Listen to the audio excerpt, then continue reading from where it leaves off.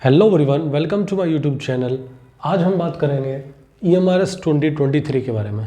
जैसा कि आपको पता है, EMRS स्कूल में वैकेंसीज़ का एडवर्टाइजमेंट 2 से 3 महीने पहले आया था।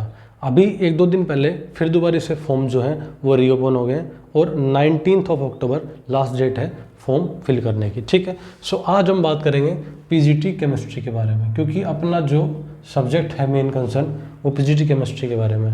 मैंने आपको PGT के लिए वो चाहिए केमिस्ट्री हो, हिंदी हो, इंग्लिश हो, कोई भी सब्जेक्ट हो, उसके लिए जो कॉमन पार्ट था, कहने का मतलब EMRS 2023 PGT का जो एग्ज़ाम है वो 150 मार्क्स का होगा, जिसमें कि मैंने आपको बताया था 130 मार्क्स का जो है वो मेरिट लिस्ट में इंक्लूड होगा और जो 20 मार्क्स बचे हैं वो लैंग्वेज कॉम्पिटेंसी के होंगे। उसके अंदर हिंदी के 10 क्वेश्चन मिलेंगे, इंग्लिश के 10 क्वेश्चन मिलेंगे और हर एक क्वेश्चन 1 नंबर का होगा और नेगेटिव मार्किंग होगी 1/4, मतलब 0.25 की क्या होगी जी, नेगेटिव मार्किंग देखने को मिलेगी। ठीक है, ये जो हमारे पास 20 मार्क्स थे ये हमारे पास मेरिट लिस्ट में इंक्लूड नहीं हो रहे थे।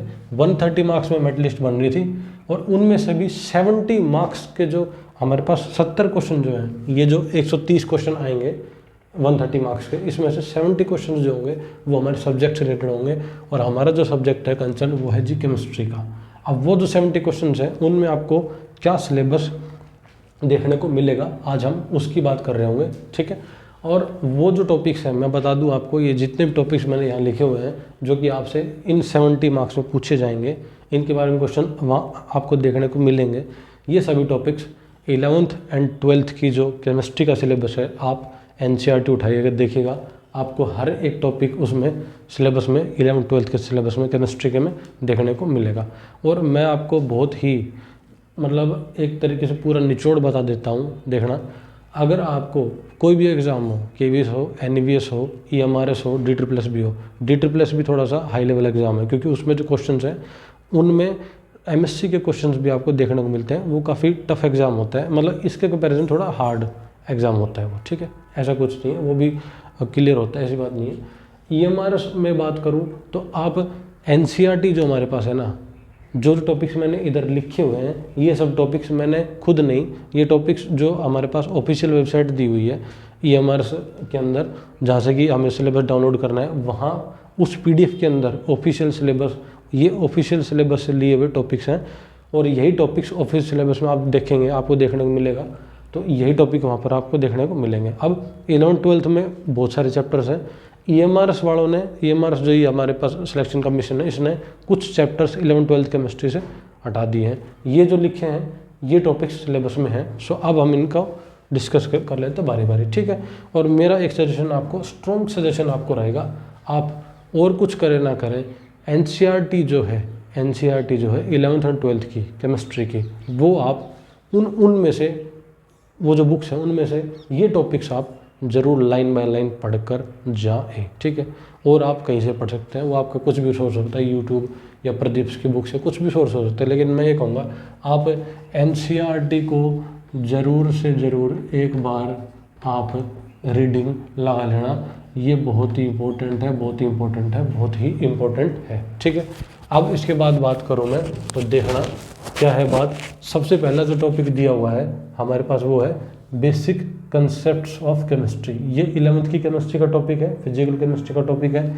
इनमें आपसे मैटर के बारे में और इसके बाद आपसे जो यूनिट्स होती है हमारे पास, SI यूनिट्स वगैरह, और इसका जो मेन टॉपिक जो इसमें आपको देखने को मिलेगा वो होगा जी मोल कंसेप्ट का। ठीक है, किसका होगा जी, वो मोल कंसेप्ट का होगा। ठीक है, जिसमें कि Avogadro number, molar mass, atomic mass क्या होता है हमारे पास में, फिर एम्पेरिकल फार्मूला और मोलिकुलर फार्मूला और स्टोशियोमेट्री, ये सब टॉपिक्स आपको देखने को मिलेंगे। उसके बाद हम आते हैं स्ट्रक्चर ऑफ एटम पे। ये भी 11th की केमिस्ट्री का टॉपिक है, स्ट्रक्चर ऑफ एटम। इसके अंदर आप सारा पढ़े, सारे मॉडल्स पढ़े, डिस्कवरी पढ़े, इलेक्ट्रॉन, प्रोटॉन, न्यूट्रॉन की, आइसोटोप, आइसोबार, आइसोसेस्टर्स, आइसोडाइफर्स, सब पढ़ें आप।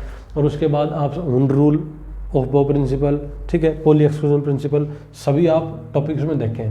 आपको जो हमारे पास NCERT में टॉपिक्स दिए हुए हैं, इन चैप्टर्स में जो NCERT के अंदर टॉपिक्स दिए हुए हैं, एक भी टॉपिक आपको नहीं छोड़ना है। इसके बाद ये हमारे पास आ गया पीरियोडिक टेबल से। ठीक है, इसमें आप सभी प्रोडक्ट प्रॉपर्टीज़ पढ़ें। पहले तो आप क्लासिफिकेशन पढ़ें, ठीक, अच्छे से देखें प्रोडक्टेबल को, सभी एलिमेंट्स को देखें, और 100 के बाद जो हमारे पास जो एलिमेंट्स हैं उनका नेम आप ज़रूर देखें। इलेक्ट्रॉनिक कन्फिगरेशन को ज़रूर पढ़ कर जाएँ, और एक्सेप्शनल इलेक्ट्रॉनिक कन्फिगरेशन जो कि डी ब्लॉक में देखने को मिलती है, ज़रूर पढ़ें, ठीक है। उसके बाद आप प्रोडक्ट प्रॉपर्टीज़ पढ़ जाएँ, जैसे कि बात करेंगे हम आयनाइजेशन एंथैल्पी, और उसके बाद करेंगे बात इलेक्ट्रोनेगेटिविटी या इलेक्ट्रॉन गेन एंथैल्पी, ठीक है। और उसके बाद आप बात कर लें इलेक्ट्रॉन एफिनिटी की, ठीक है। ये सभी टॉपिक्स आप मतलब कि प्रोडक्ट प्रॉपर्टीज़ पढ़ के जाए, एटॉमिक रेडियस के बारे में, ठीक है, सारे। उसके बाद आएगा जी केमिकल बॉन्डिंग। ये जो टॉपिक है ये इनऑर्गेनिक केमिस्ट्री बिलोंग करता है, और 11th क्लास केमिस्ट्री में, ये भी 11th क्लास केमिस्ट्री में था और इनऑर्गेनिक केमिस्ट्री का टॉपिक था। केमिकल बॉन्डिंग और मॉलिक्यूलर स्ट्रक्चर ये भी इनऑर्गेनिक केमिस्ट्री का टॉपिक है, ठीक है। इसके अंदर आप केमिकल बॉन्ड के बारे में पढ़ के जाए, वेरियस टाइप बॉन्ड के बारे में पढ़ के जाए, कोऑर्डिनेट बॉन्ड, डेटिव बॉन्ड क्या होती है हमारे पास, और उसके बाद में आप वीबीटी पढ़ें, वीबीटी वैलेंस बॉन्ड थ्योरी, और उसके बाद एमओटी जो है हमारे पास मोलिकुलर ऑर्बिटल थ्योरी, ये बहुत इंपॉर्टेंट है। और इसमें भी जो सिलेबस में आप देखना लिखा हुआ है, मोर जो कंसर्न एलिमेंट्री आइडिया लेना है, बहुत ज़्यादा जो आपको कंसर्न करना है वो करना है होमो डाई एटॉमिक मोलिक्यूल्स, जैसे कि H2, F2, O2, इन पर ज़्यादा कंसर्न कीजिएगा। और जो हमारे हैं, जैसे कि हम बात करें CO, CN, ये जो हीटेरो एटॉमिक, ये क्या है, देखो मैंने बोला होमो डाई एटॉमिक मॉलिक्यूल, होमो मतलब सेम, और डाई एटॉमिक में 2 एटम, इसमें 2 एटम है, H2 2 हाइड्रोजन के एटम्स है, F2 2 फ्लोरीन के एटम है, O2 में 2 ऑक्सीजन के एटम है, और दोनों सेम है इसलिए होमो है। और इसमें भी 2 एटम है, डाई एटॉमिक ये भी है, लेकिन ये हीटेरोटॉमिक है, इसके अंदर एक कार्बन है तो एक ऑक्सीजन है, दूसरा एलिमेंट जो है वो डिफरेंट है। इसके बाद आप थर्मोडाइनमिक्स पढ़े। थर्मोडाइनमिक्स में आप सभी चीज़ें पढ़ेगा, एक्सटेंसिव इंटेंसिव क्या होता है, फर्स्ट ला, सेकंड ला, थर्ड ला, सारे टॉपिक पढ़ने पड़ेंगे आपको। इक्विलिब्रियम में आप केमिकल इक्विलिब्रियम और आयोनिक इक्विलिब्रियम दोनों पढ़ेंगे। और मैं बता देता हूँ आपको जो एनसीईआरटी के अंदर जितने टॉपिक्स दिए हुए हैं आपको उन तक ही बाउंड रहना है, क्योंकि सिलेबस मैं आपको साइट बता दूंगा, वहाँ से सिलेबस देख लेना आप, ठीक है। लेकिन आप ज़्यादा ना कीजिएगा, एनसीईआरटी को अपना मेन मतलब कि अपना ये मान लीजिए कि मतलब यही मेरा रेफरेंस है, ठीक है। उसके बाद रेडॉक्स रिएक्शन पढ़ना है। उसके बाद में आ गया जी 11th क्लास की ऑर्गेनिक का पहला chapter, some basic principles and techniques. इसके अंदर आपको क्या पढ़ना है, इसके अंदर आपको जो हमारी ऑर्गेनिक के अंदर हम एनालिसिस करते हैं, किसकी कंपाउंड्स की एनालिसिस करते हैं, उसके बारे में आपको देखना पड़ेगा। और आईयूपैक नोमेनक्लेचर वगैरह, एरोमेटिसिटी एंड एसिड बेसिटी, मतलब जीओसी जर्नल ऑर्गेनिक केमिस्ट्री के टॉपिक्स आ जाएंगे। ये 11th क्लास की ऑर्गेनिक का टॉपिक है। उसके बाद 11th क्लास की ऑर्गेनिक का जो टॉपिक है, सेकंड टॉपिक है, वो है हाइड्रोकार्बन्स। इसमें आप एल्केन्स, एल्कीन्स और एल्काइंस तीनों के बारे में, तीनों की प्रिपरेशन रिएक्शंस और केमिकल रिएक्शन के बारे में आप पढ़ेंगे। ये आप अपने 11th क्लास की केमिस्ट्री में हाइड्रोकार्बन चैप्टर का आपसे दिया हुआ उसमें पढ़ सकते हैं। इसके बाद आता है जी इलेक्ट्रोकेमिस्ट्री जो है वो बेसिकली 12th क्लास की केमिस्ट्री का टॉपिक है। इसके अंदर आपको गैल्वेनिक सेल्स, उसके बाद में इलेक्ट्रोलिटिक सेल्स, ठीक है, और उसके बाद में आपको इलेक्ट्रोलिसिस पढ़ना पड़ेगा, इलेक्ट्रोकेमिकल सीरीज पढ़नी पड़ेगी, और उसके बाद में आप बात करें कंडक्टेंस के बारे में भी आपको पढ़ना पड़ेगा। और आप सिलेबस देख सकते हैं ढंग से। केमिकल काइनेटिक्स में आप रेट के बारे में पढ़े, zero order kinetics, first order, second order kinetics, और अरेनियस इक्वेशन के बारे में देखें, कोलिजन थ्योरी पढ़ें। ओनली एलिमेंट्री आइडिया लेना है, मैथमेटिकल ट्रीटमेंट नहीं देखना है, ठीक है, वही बात है एनसीईआरटी।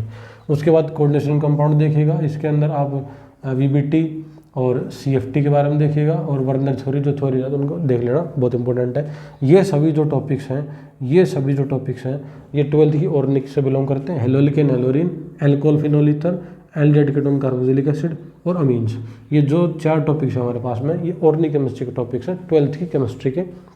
इनके अंदर आपको ये एक तरीके से फंक्शनल ग्रुप की स्टडीज़ है।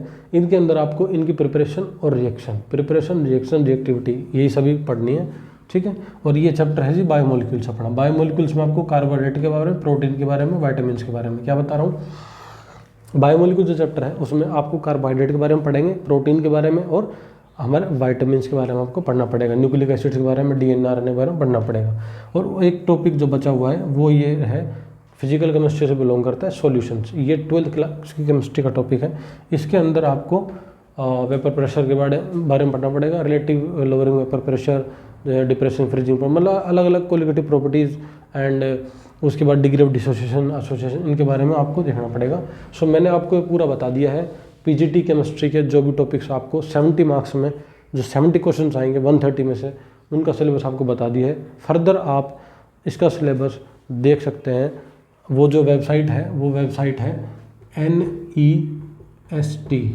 nest.gov.in।